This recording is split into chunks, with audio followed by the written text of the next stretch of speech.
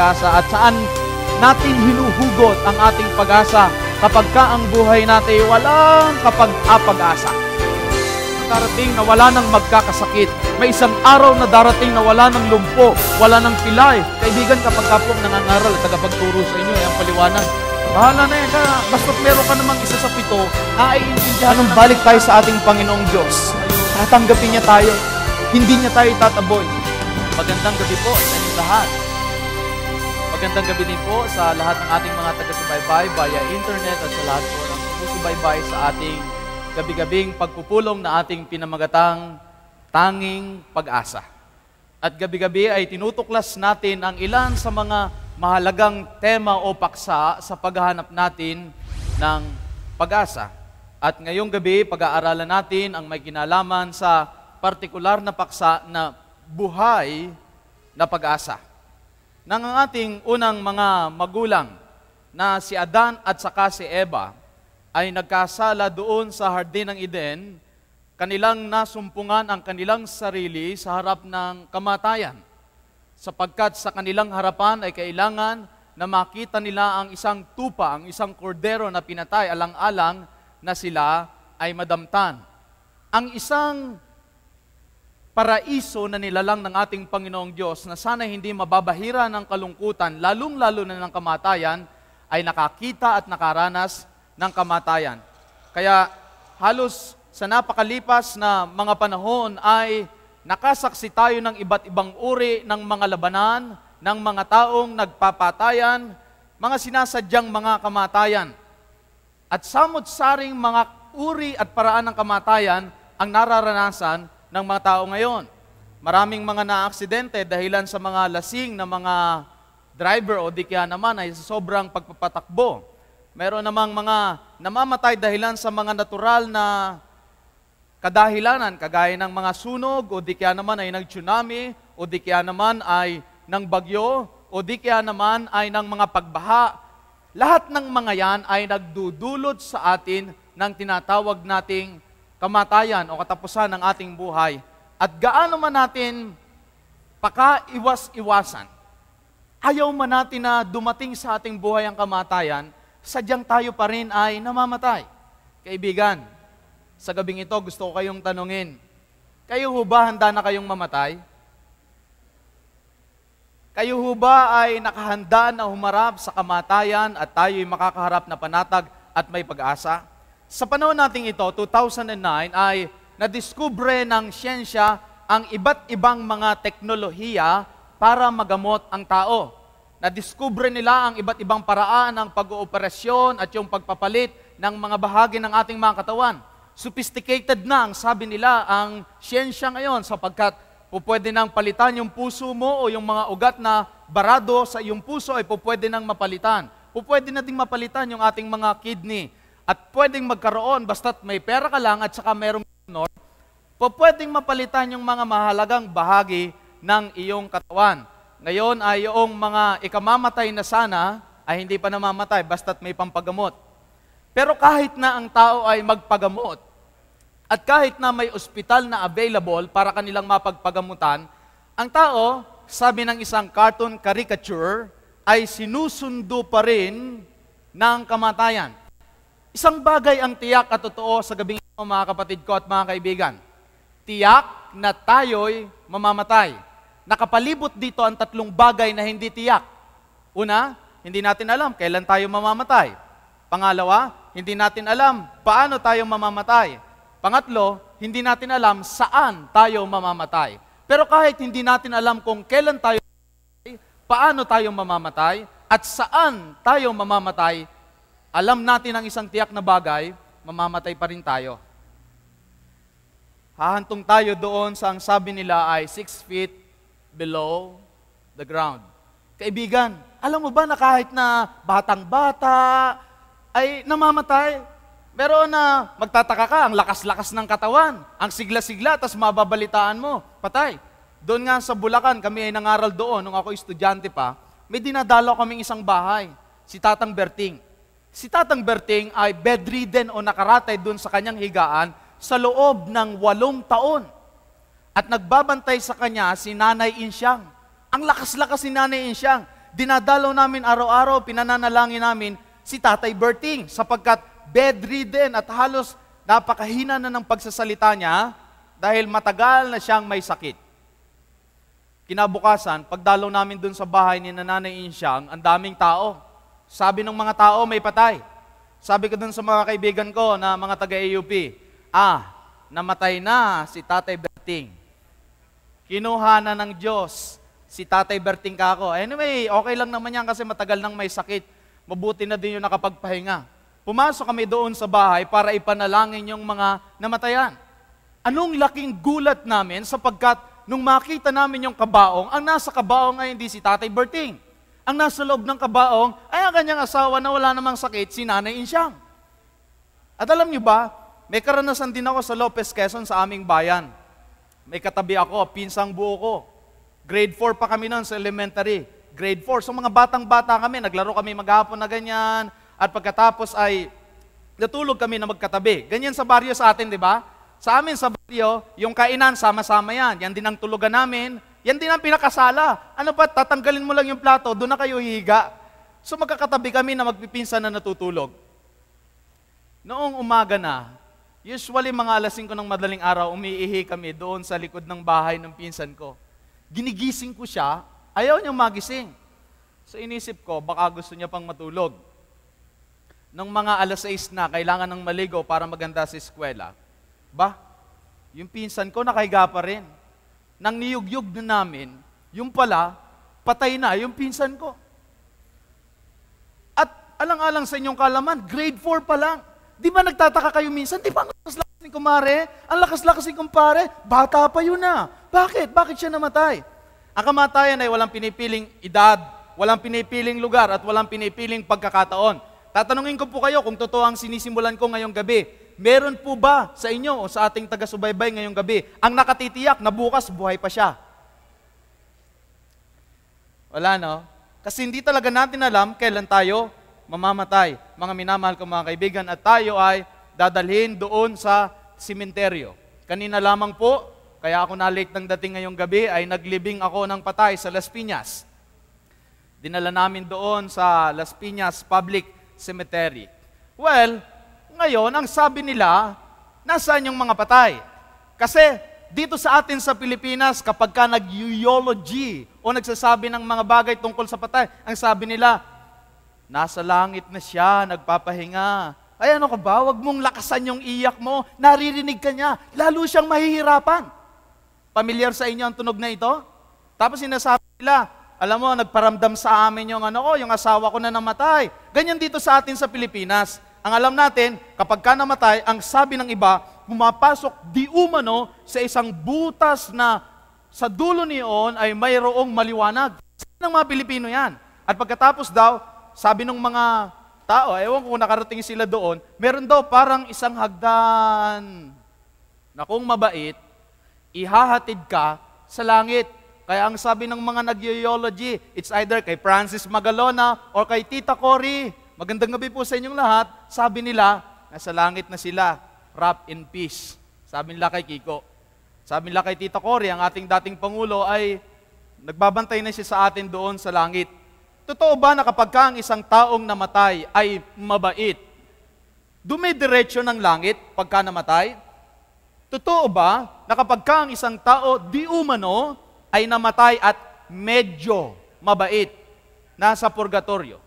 At totoo rin ba na kapag ang tao ay hindi mabait, hindi din medyo mabait, kundi walang bait, dumidiretso doon sa lugar parusahan sa impyerno? Nasaan ang mga patay?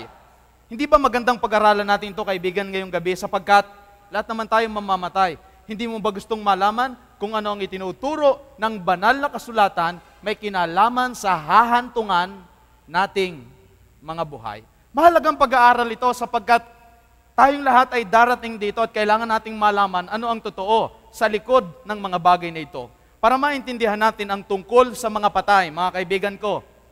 At mamamatay din tayo, kailangan nating maintindihan saan ba galing ang buhay. Sabi ng Genesis Kapitulo 2, talatang 7 ay ganito, at nilalang ng Panginoon ang tao sa alabok ng lupa at hiningahan ang kanyang mga butas ng ilong ng hininga ng buhay at ang tao'y naging kaluluwang may buhay. Nang lalangin niya si Adan galing sa alabok, ay mayroong mga instrumento ang Panginoong Diyos. Ito ay ang alabok, at pagkatapos yung alabok na pinorma ng Panginoong Diyos, ay hiningahan niya ang ilong ng hininga ng buhay. Papansinin ko sa inyo yung talata na nakalagay sa Biblia. Nang lalangin ng Panginoong Diyos ang tao, ang sabi ng banal na kasulatan, pasinin niyo po yan ha, ang tao ay naging kaluluwang may buhay. Ang tao ng likhay ng Panginoon ay naging kaluluwang may buhay. Hindi po siya nagkaroon ng kaluluwa. Magtaas po tayo ng dalawang kilay. Ano ba ang pagkakaiba ng naging kaluluwa sa nagkaroon ng kaluluwa? Sige nga, isipin natin. Ang tao daw, hindi nagkaroon ng kaluluwa. Kasi ang paniwala ng mga Pilipino, ng ating mga kababayan at ang maraming mga nasyon din, ang sabi nila, pagka daw namatay ka, may lalabas doon sa iyong ilong na maputing usok na parang Casper at magpapalutang-lutang at manonood sa atin. Ang sabi nila.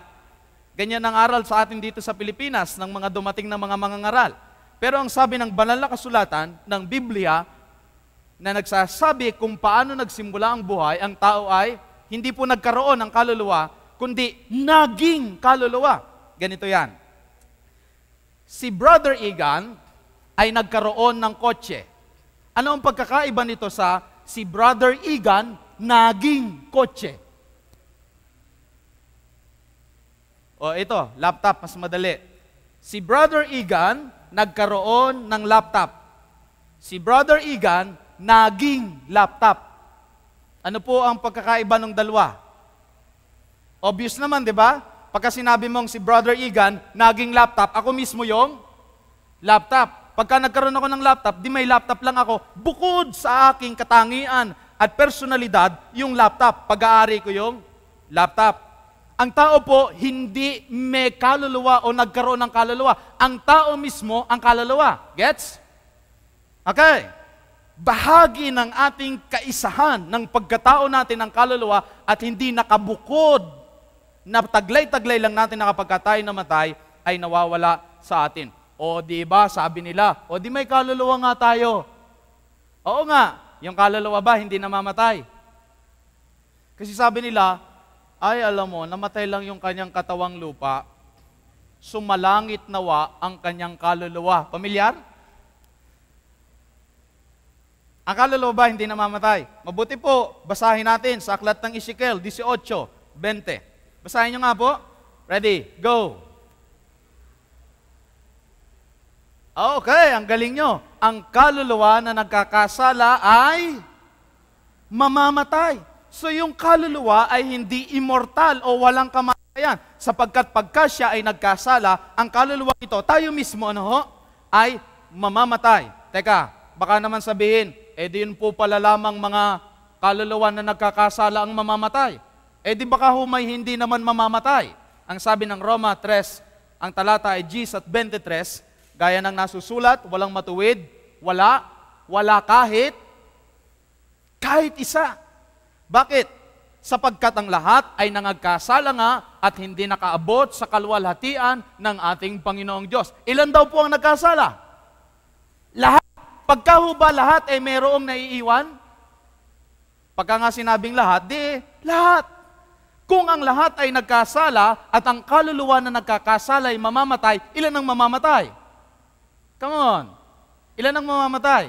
Lahat ng kaluluwa ay posible at maaari talaga na mamatay. Pagka namatay ang kaluluwa, anong mangyayari sa kanya? Tayong mga tao, anong nangyayari kapag tayo namatay? Sabi ng Ecclesiastes 12:7, at ang alabok ay mauuwi sa lupa na gaya ng una, at ang diwa ay babalik sa Diyos na nagbigay sa Kanya. So yung ating pagkalupa, yung katawan natin, ito, kaya napansin nyo ba, kahit na anong ligo ninyo at hilod ninyo, pagkabihis mo ng damit, tingnan mo yung kuwelyo, may libag. Napansin nyo ba? Kahit anong kuskus nyo, at kahit na yung mga singit-singit na nakatago na, hindi naman naaalikabukan, bakit kapag nilinis mo, meron na namang libag? Dahil alabok tayo Lupa tayo. Kaya nga pag tumatanda na, ang biroan natin dito sa Pilipinas, hoy mare, amoy lupa ka na. Di ba kapag tumatanda, paganyan na ng paganyan? Saan nabalik? Pinaiinom nila ng anlin para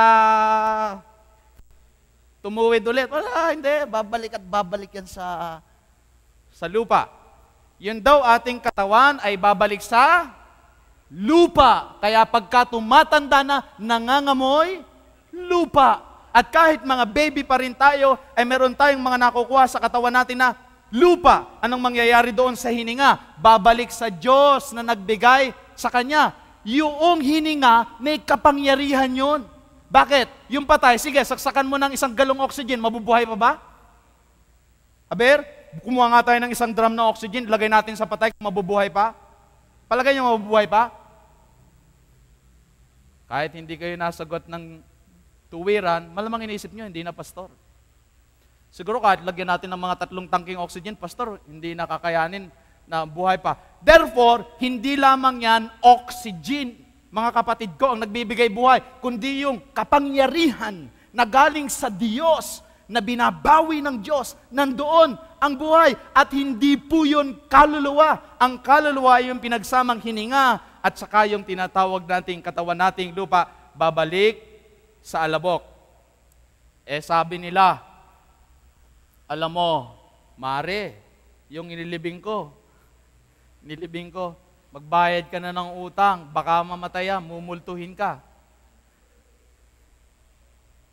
Nakakita na ba kayo ng multo? At sa ating mga ginigiliw na taga-subaybay, dito sa atin sa Pilipinas, usong-uso yan. Sabi nila, nakakita ko ng multo. Alam mo ba, tinakot ako. At alam mo ba, nakakita ko yung asawa ko, patay na yun, pero nagkita uli kami. Sabi ng banal na kasulatan, Ecclesiastes 9:5, nalalaman ng buhay na sila yung mga mamatay, ngunit hindi nalalaman ng patay ang anumang bagay, ni mayroon pa man silang kagantihan sapagkat ang alaala sa kanila ay nakalimutan na. Ang patay daw, walang alam. Ito mga kaibigan at mga ginigiliw po naming mga taga-subaybay, pagka po yung isang tao nasabi patay, pero may alam pa, hindi po yung patay. Patay-patayan. Pero kapag patay, wala nang alam. Sige nga magdala tayo ng patay dito. Alin ba yung pinakamalapit na ospital dito? Magdala tayo ng patay. Kausapin natin kung sasagot. Pagka sumagot, baka magulat pa kayo. Di ba? Kaya minsan sabi nila, nakakausap daw yung patay bakit yung mga na-rape, hindi tanungin sinong nang-rape? Yung mga napatay hanggang ngayon, hindi tanungin na lang natin, sino ba pumatay siya at nang maikulong namin? Hindi talaga yan totoo. Kasi kung nakakausap, kausapin natin. Alam niyo ba, wala nang alam yan Nag-crusade ako sa Romblon. I think 2nd year pa lang ako nun sa College of Theology sa AUP. Habang nangangaral ako na ganyan, nagdala ako dun sa isang bahay, sabi, kinakausap ako ng espiritista. Sabi niya, Brother Iga, nakwento ko, patay na yung tatay ko. Ang tatay ko ay namatay, 4 na taong gulang pa lamang ako. So halos hindi ko alam kung paano magkaroon ng tatay. Salamat kayo doon sa may mga tatay hanggang sa ngayon. Ako, hindi ko talaga alam. Kaya pag nakakita ko ng mga parang tatay-tatay, kabit ako ng kabit kasi gusto ko ding maranasan yung paano magkaroon ng tatay. Nakwento ko sa kanya, patay yung tatay ko. Sabi niya, mamaya, pag uwi mo doon sa headquarters nyo, diyan sa Lamaw, sa Romblon, magsindi ka ng itim na kandila, ibibigay ko sa'yo. Pagkatapos, 12:00 ng gabi, humarap ka sa salamin. Ako talaga, gusto kong makausap yung tatay ko. Ako'y nagbiministro. Pero gusto kong makausap, kung talaga makakausap. Tulog na yung aking mga kasama sa team na Voice of Youth. Ako na lang ang gising. Tangan-tangan ko ang itim na kandila at pagharap ko sa salamin, halos kasing itim ko din yung kandila. Pero nang buksan ko na yung kandila, medyo lumiwanag ng kaunti. 12:00. Ilagay ko lang daw doon sa harap ng salamin, malaking salamin, yung itim na kandila. At sabi noong nagbigay sa akin ng itim na kandila, tawagin mo yung tatay mo. Hindi ako naman ay, tatay. Baka mali ang note ka ako. Tatay. Yuhu. Ako'y kinikilabutan din mga kapatid dahil 12:00 ng gabi, nasa harap ako ng malaking salamin at itim na kandila. 2nd year pa lang ako. Alam niyo ba kung anong nangyari? Mga 2:00 ng madaling araw, mga 2 oras na akong tatay. Mga 2 oras na. Alam niyo ba kung anong nangyari? Hindi ko makakalimutan. Grabe, wala. Walang nangyari. Inantok na lang ako, walang lumabas na tatay. Dahil, sabi ng banal na kasulatan, yung namamatay daw, wala nang nalalaman. Maging ang kanilang pag-ibig, ang kanilang pagtatanim, ang kanilang pananaghili ay nawala ngayon. Wala man silang anumang bahagi pa na magpakailanman sa anumang bagay na nagawa sa ilalim ng araw. Kaya napapansin nyo, yung mga namamatay nagsusuot ng kulay itim, baka daw sila balikan o di ka. Noong mga bata kami, pinagsusuot kami ng kulay pula na pulseras. Pantakot daw sa kaluluwa yon. Yung palang mga namamatay, wala nang nalalamang anumang bagay. Uulitin ko po, pagka po may alam pa, hindi pa ho yun patay. Buhay pa ho yun, may alam pa eh. Pagka ho patay, walang alam.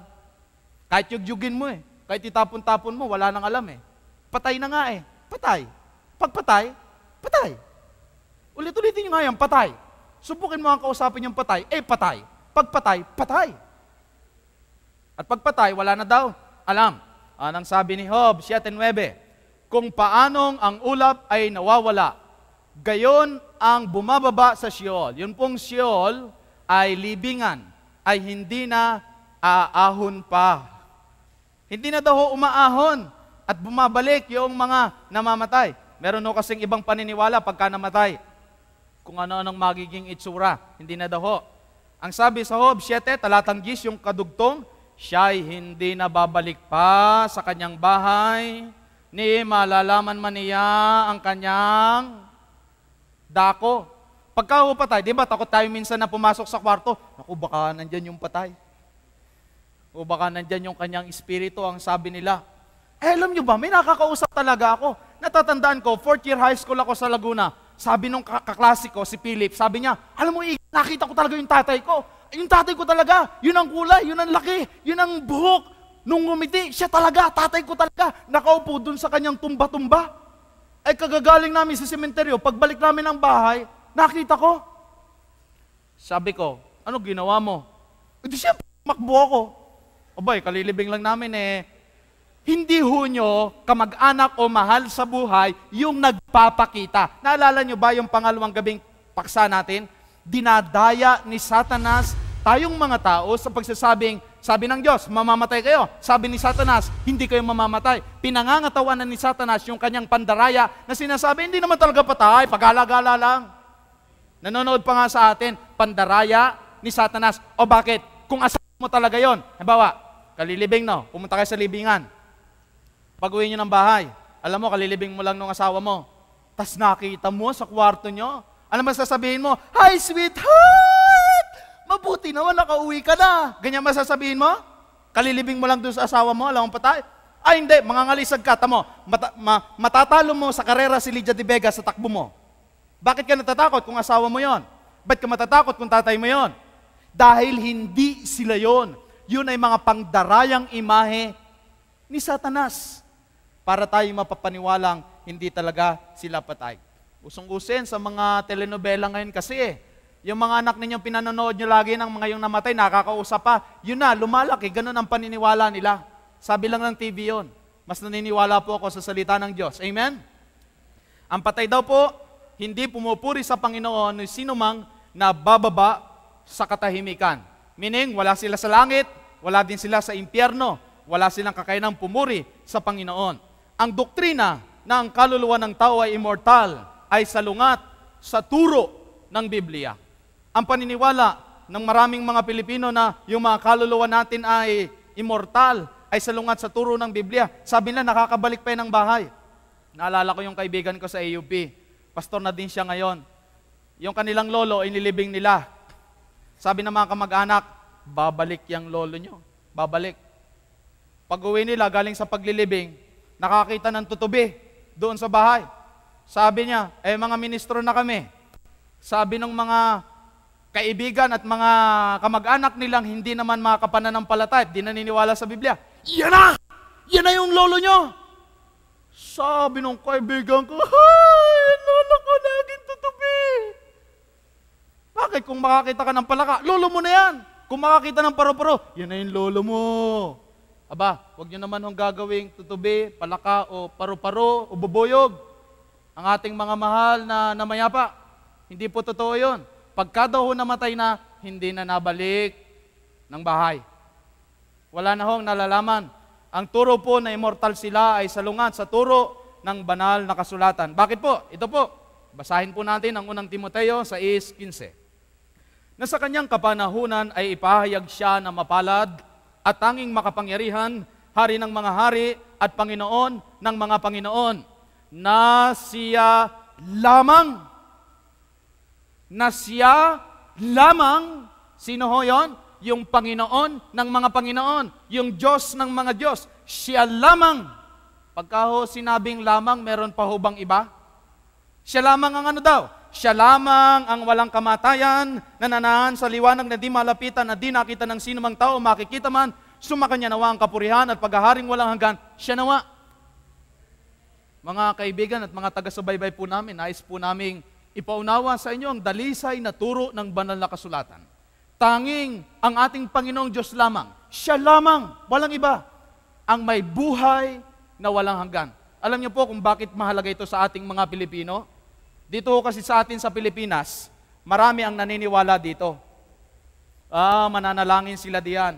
Dinadalanginan niyan, alas 4 pa lamang ng umaga, alas 5 ng umaga, alas 6 ng umaga, alas 6 ng gabi, hanggang magdamag. At marami tayong nakakasabay sa FX, nagro-rosaryo at nagdadasal dito. Ang sabi nila, maawa ka po sa amin ngayon at kung kami mamamatay. Amen. Santa Maria, Ina ng Diyos, panalangin mo kaming makasalanan ngayon at kung kami mamamatay. Pasintabi po sa ating mga kababayan, alam po nating mga deboto. Pero ayaw po namin itago sa inyo ang katotohanan. Mahal po namin kayo. Sabi ng banal na kasulatan, tanging ang Diyos lamang ang walang kamatayan. At ang mga pinaniniwalaan po nating mga patron at mga santo, doon tayo humihingi ng pabor para tulungan tayo sa ating pagsasaka, para tulungan tayo sa ulan, para bigyan tayo ng mabuting ani, o di kaya naman ay makapasa ang ating mga mahal sa buhay. Tayo yung mga deboto, tayo'y namamanata. Lahat po ng mga pinamamanataan natin na mga santo at mga tinatawag nating mga apostol, si San Pablo, si San Pedro, si San Simon, si Santa Ana, Santa Maria, Santa Barbara, San Felipe, Santo Tomas, at napakarami pang mga santo na si San Juan. Kaya yung mga pangalan ng mga bayan natin dito sa Pilipinas, nakasunod sa santo, San Fernando, ano pa? Santa Ana, Santissima, ano pa? San Francisco, California, ano pa? Mga minamahal po naming mga kaibigan at mga kababayan, kami po na inyong mga kaibigang mga Pilipinong nag-aaral ng banal na kasulatan. Yung pong mga pinamamanataan natin at hinihinga natin ng tulong ay pawang mga patay. Hindi po tayo naririnig. Sayang po ang ating pagluhod. Sayang ang ating pagbuhat sa kanila. Sayang po ang ating mga pagsasakripisyo dahil tanging ang Diyos lamang natin, ating Panginoong Jesus, ang namatay. Ngunit hanggang ngayon ay buhay. Tanging si Jesus, ang ating Panginoon. At meron din siyang ilang mga tao na binuhay, kagaya ni Moises, ni Elias, at saka si Enoch. Pero hindi natin sila dinadalanginan. Sapagkat, ang dapat nating dalanginan ay ang ating Panginoong Jesus. Sa banal na kasulatan, ang kamatayan ay kagaya lamang ng pagtulog. Ano nga yung pagtulog? Pagtulog ka na, wala ka nang alam. Pagtulog na ho ba kayo, nakakapagbasa pa kayo? O pagtulog na kayo, alam niyo pa kung ano nangyayari? Pagkatulog na kayo, tapos alam niyo pa yung nangyayari, hindi kayo tulog, tulog-tulogan. Alam mo pa yung tulog talaga, walang alam yan. Ano ba? Alam niya pa ba kung sino yung mga dumadaan sa harap ng bahay? Hindi na. Ganyan daw ang kamatayan. Juan 11:11. Ang mga bagay na ito ay sinilta niya at pagkatapos nito ay sinabi niya sa kanila, si Lazaro na ating kaibigan ay natutulog. Ngunit ako'y paparoon upang gisingin ko siya sa pagkatulog. Sinabi nga ng mga alagad sa Panginoon, Panginoon, kung siya'y natutulog, mabuti, siya'y gagaling. Sinalita nga ni Jesus ang tungkol sa kanyang pagkamatay, datapwat sinapantahan nila ng sinalita ay ang karaniwang pagtulog. Na magkagay nga ay sinabi sa kanila ni Jesus ng malinaw, si Lazaro ay patay. Sa banal na kasulatan, ang kamatayan ay inihambing ng ating Panginoon sa isang pagtulog. Ang ibig sabihin, mayroong panahon ay tinakdang Panginoon na tayo ay gigisingin mula sa malalim na pagkakatulog, sanhi ng tinatawag nating kamatayan. Itong si Lazaro, kaibigan ni Jesus. Mabait ito. Nasa langit kaya ito? Na makausap niya ang kapatid ni Lazarus na si Martha, sabi ni Martha sa kanya, si Martha ay nagsabi sa kanya, nalalaman ko na siya ay magbabangon muli sa pagkabuhay na maguli kailan? Sa huling araw. Itong si Lazaro, mabait na tao, pero alam ni Martha, wala sa langit. Hindi niya sinasabing, Kuya, pagdasal mo kami ha. Tulungan mo kami, Kuya ha. Ikaw nang bahala sa amin. Ibulong mo kami sa Diyos, Kuya ha. Hindi po. Mga kaibigan po nating mga Pilipino, mga taga-subaybay, at lahat po ng ating mga international audiences. Si Martha, na apostol ng ating Panginoon, nalalaman niya na ibabangon ang kanyang kapatid sa huling araw. Kaya ang sabi ni Jesus sa kanya, ako ang pagkabuhay na maguli at ang kabuhayan. Ang sumasampalataya sa akin, bagamat siya'y mamamatay, gayon may mabubuhay siya. Napansin niyo po ba ng mas malalim ng kaunti yung talata?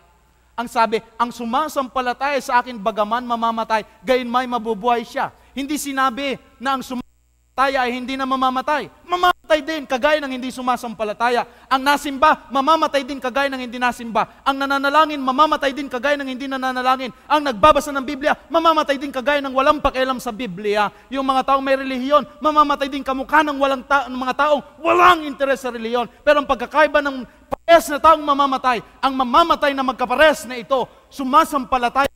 Ang sumasampalataya, mabubuhay muli. Amen?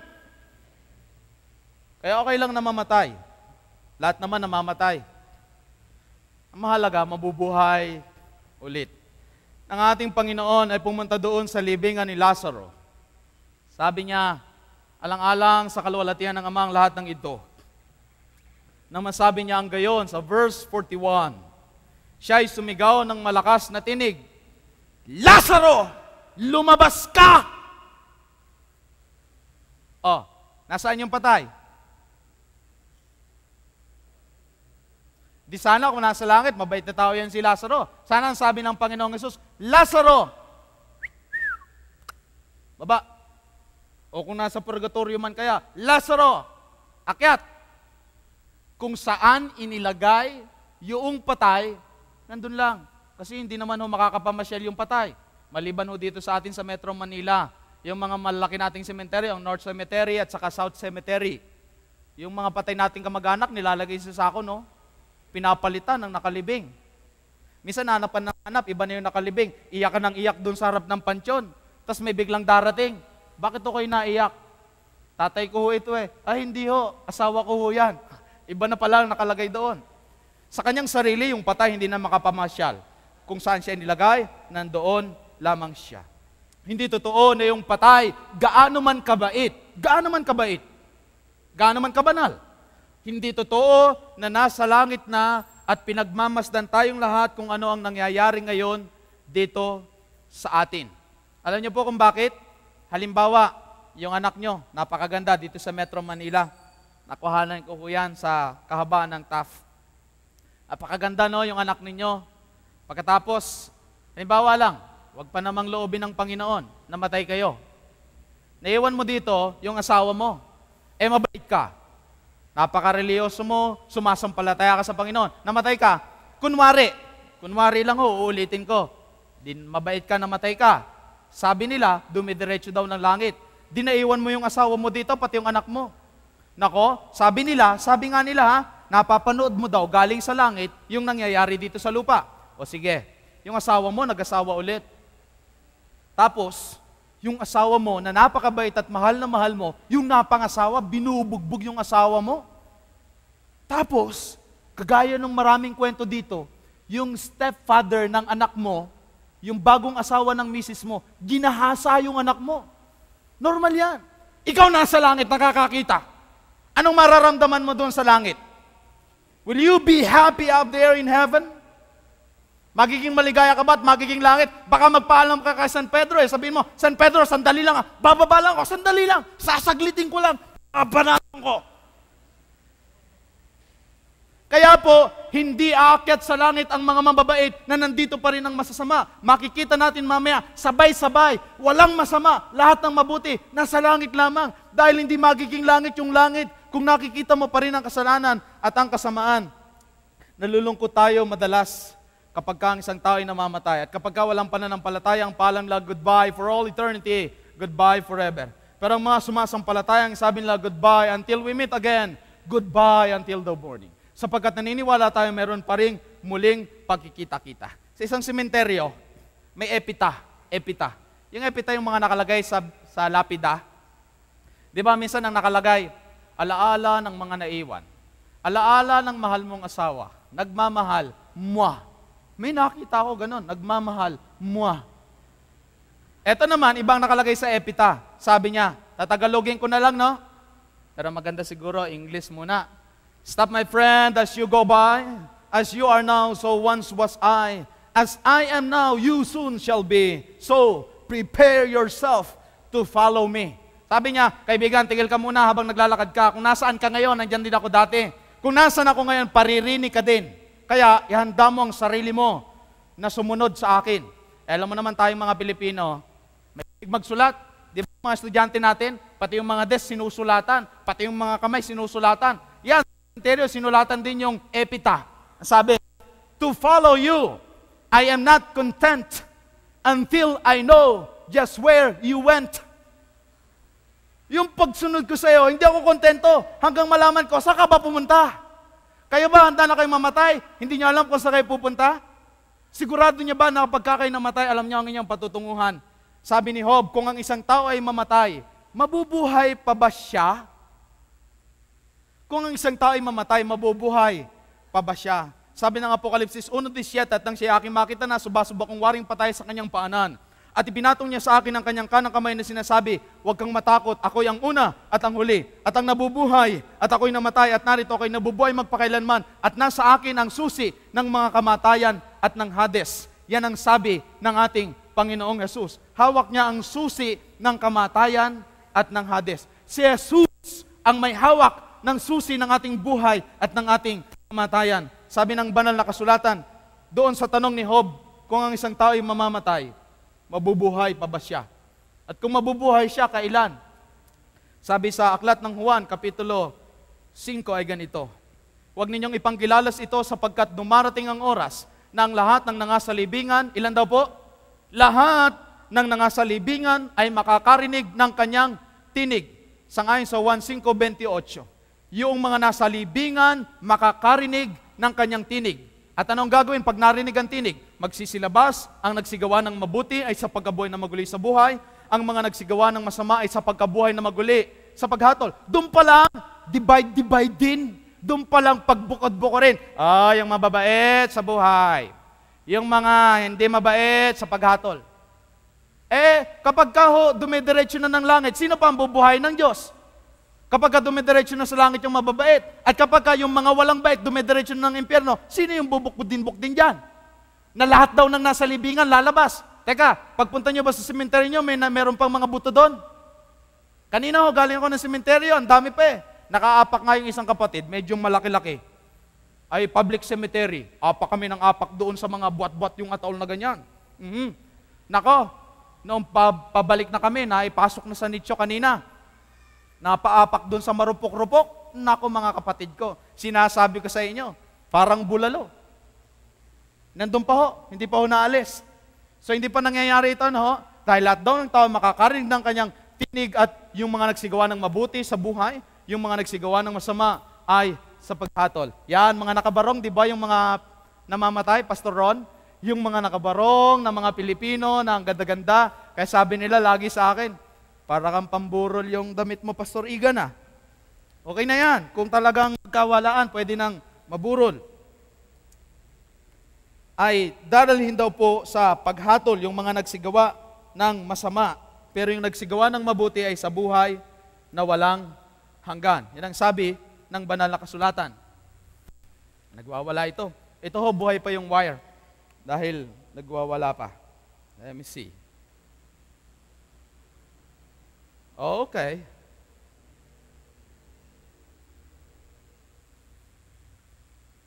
Okay. Kailan mangyayari yung pagkabuhay na muli na iyon? Ang sabi ng banal na kasulatan, kung kailan mabubuhay yung mga patay? Sa unang Tesalonica 4:16, Ang Panginoon din ang bababang mula sa langit na may isang sigaw, may tinig ng arkanghel, at may pakakak ng Diyos, at ang nangamatay kay Kristo ay unang mabubuhay na maguli. Kailan daw po mabubuhay? Pagdating ng ating Panginoong Hesus. Ang tawag natin doon, second coming. Nag-second coming na ho ba? Wala pa. Hindi pa nadating ang ating Panginoong Hesus.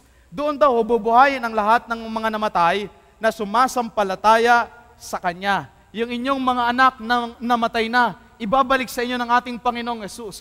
Ang kapatiran natin at mahal natin sa buhay na sumampalataya kay Hesus, sila'y muling bubuhayin ng ating Panginoong Hesus. May isang araw na darating mabubuhay muli sila. May isang araw na darating magkikita-kita uli lahat ng mga banal. May isang araw na muli na darating na may buhay na walang hanggan at hindi na muling maghihiwa-hiwalay.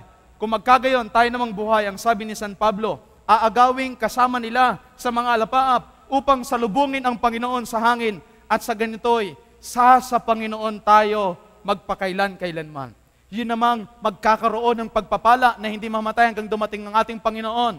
Tayo naman ay sasalubong sa Panginoon sa hangin. Parang mga ganyan, no? Nagliliparan. Pagkatapos, sa Panginoon tayo magpakailan-kailanman. Muli, mangyayari yan sa pagdating ng ating Panginoong Hesus sa ikalawa. Sa ngayon, lahat ng maliban kay Enoch, kay Elias, at saka kay Moises, at doon sa nabuhay ng ang ating Panginoong Hesukristo ay mabuhay, lahat ng mga patay panimula kay Adan ay nasa libingan lamang. Pati po ng mga banal na dinadalanginan natin, sila po ay pawang mga patay.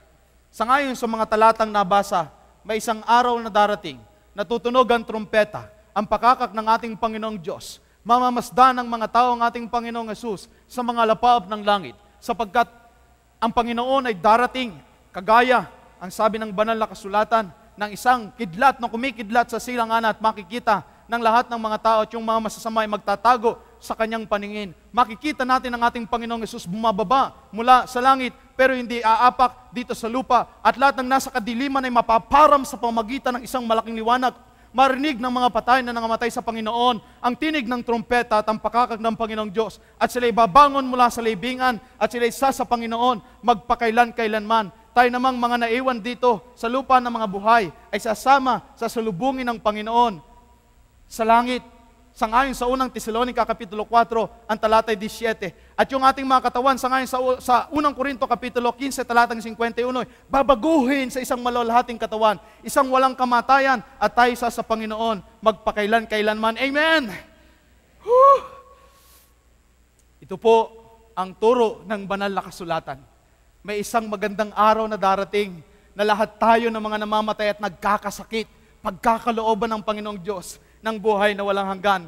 Ngunit doon sa mga nagpabaya sa paglilingkod sa Panginoon, doon sa ayaw makinig sa salita ng ating Panginoong Diyos, doon sa mas gusto nilang material na mga pag-aari, pinagkakasinananupat wala silang panahon sa ating Panginoon, yung nagpatuloy sa pagwasak at pagwaldas ng kanilang mga buhay. Sila sang-ayon doon sa mga talatang nabasa natin, bubukod at sila'y magtatago doon sa galit at puot ng hari na dumarating. Ipinakita kay San Pedro kung ano ang larawan ng pangyayaring iyon. Datapwat darating ang araw ng Panginoon na gaya na magnanakaw ng sangkalangitan sa araw na iyan ay mapaparam na kasabay ng malaking ugong, at ang mga bagay sa langit ay mapupugnaw sa matinding init, at ang lupa at ang mga gawang nasa lupa ay pawang masusunog. Yan po ay pagdating ng ating Panginoong Hesus.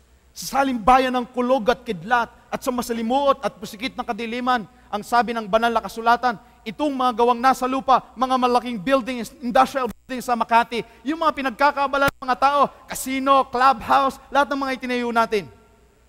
Sabi ng banal na kasulatan, ay mawawala at masusunog. Ang mga isla ay mapaparam sa pamagitan ng salita ng ating Panginoon. Silang lahat ay kagaya ng aklat na malululon at maglalaho at pawang mawala. Kaibigan, kung pinagkakaabalahan mo sa gabing ito, kung wala sa iyo si Jesus, lahat ng yan ay pawang mawawala. At ano ang ating mapapala kung mawala ang lahat ng ito kasama ng ating buhay? Sabi ng banal na kasulatan, mapalad at banal ang makalakip sa unang pagkabuhay na maguli. Mapalad at banal. Mapalad at banal. Sino daw po ang makalakip sa unang pagkabuhay na maguli? Sapagkat yung first resurrection ay pagdating ng ating Panginoong Hesus. Yung second resurrection o ikalawang pagkabuhay na maguli pagkatapos ng 1,000 taon. Sa ating kapanahunan, pagdating ng ating Panginoon, yun yung unang pagkabuhay na maguli. Sa loob ng 1,000 taon, ang sanglibutan na may iwang wasak at walang nakatira. Ang mga patay na mga masasama ay patay pa rin. Sabi ng 27 ng Apokalipsis, kung maganap ang 1,000 taon, si Satanas ay kakalagan sa kanyang bilangguan at lalabas upang dumaya sa lahat ng sulok ng lupa sa Gog at Magog upang tipunin sila sa pagbabaka. Na ang bilang nila ay, ilan po? Yung kasama ni Satanas? Gaya ng buhangin sa... Alam mo, nagulat ako, minsan may nakausap ako, sabi niya sa akin, okay lang sa akin, Brad, na walang religion. Marami naman kami sa impyerno eh. Huh? Kayo ba okay lang sa inyo? Marami naman daw na, siguro nabasa niya. Kaibigan, wag ko kayo matataka kung ang pananampalatayang tunay ay kakaunti. Ang mapapahamak po, gaya ng buhangin sa dagat. Nasubukan niyo na po bang bilangin ang buhangin sa dagat? Huwag niyo na susubukan, hindi niyo matatapos hanggang kayo'y mamatay. Ganong karami ang mapapahamak. Ang dagsipanig sila sa kalaparan ng lupa, kinubkob ang kampamento ng mga banal, ang bayang iniibig at bumaba ang apoy mula sa langit at sila nasupok. Ipapapansin ko sa inyo ito ha, pagkatapos pa lang ng 1,000 years sa second resurrection, saka pa lamang nagkakaroon ng impyerno. Saka pa lamang bababa yung apoy galing sa langit at sila ay nasupok. Ngayon ho, wala pang impyerno. Kahit araw-araw narinig natin dun sa kapitbahay namin. Sabi ng kapitbahay ko, grabe ang buhay ito, impyerno. Yung asawa ko, demonyo. Yung anak ko, demonyo ito. Impyerno ang buhay ito.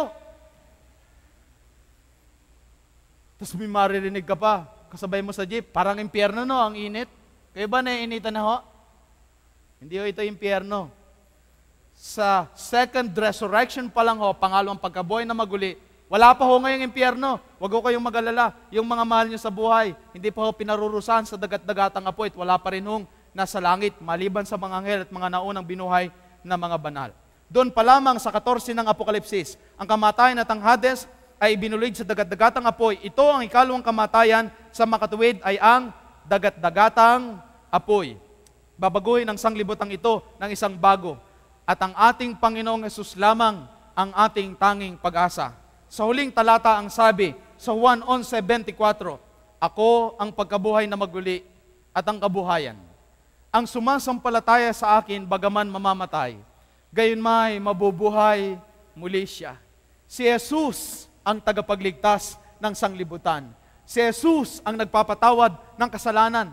Si Jesus ang nagtuturo sa atin kung paano mabuhay ng tama. Si Jesus ang pag-asa natin sa buhay na ito at sa buhay na darating. Ang kailangan natin ay si Jesus sapagkat siya ang nagliligtas sa walang hanggang kamatayan. Mga kaibigan ko, si Jesus ay namatay para tayo mabuhay. Siya ay naghirap upang tayo yumaman. Iniwanan niya ang langit para makarating tayo ng langit. Ang kailangan natin sa gabing ito ay walang iba kundi si Jesus.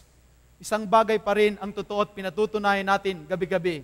Si Jesus ang ating tanging pag-asa.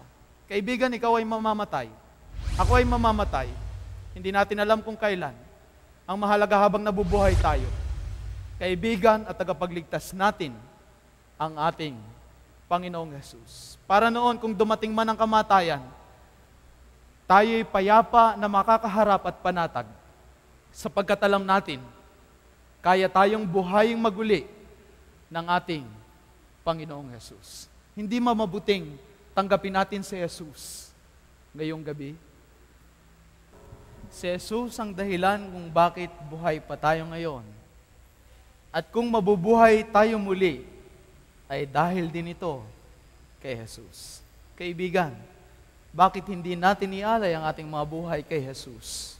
Sapagkat yan ang ating tanging pag-asa sa buhay na ito at sa buhay na darating. Samahan niyo po ako sa pagtayo at tayo'y mananalangin.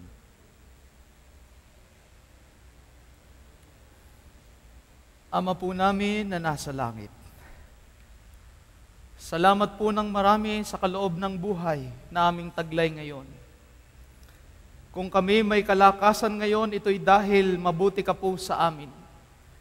At sa lawak at lalim ng iyong karunungan, kung itutulot ninyo, Panginoon, na kami mamaalam na sa buhay na ito. Kung mabubuhay kami muli, ito'y dahil din sa aming Panginoong Jesus. Kaya naman sa gabing ito, Panginoon, aming iniuunat ang aming kamay sa pagtanggap sa pag-aalok ng kaligtasan ng aming Panginoong Jesus. Inaangkin namin ang kanyang buhay upang kami magtamo ng buhay na walang hanggan. Salamat po ng marami sapagkat ito'y libreng ipinagkakaloob sa amin. At tulungan niyo po kaming mabuhay, kagaya ng mga taong naghahanda upang manahanan diyan sa langit na bayan. Salamat po ng marami, Ama, sa pagtanggap sa aming pagtatalaga at sa pagdinig sa aming mga pananalangin. Sa inyo po, aming iniaalay ang aming mga buhay na ito. Pagharian niyo po kami, Panginoon. Ito'y dalangin namin sa banal na pangalan ng aming Panginoon at tagapagligtas na si Jesus. Amen. Amen.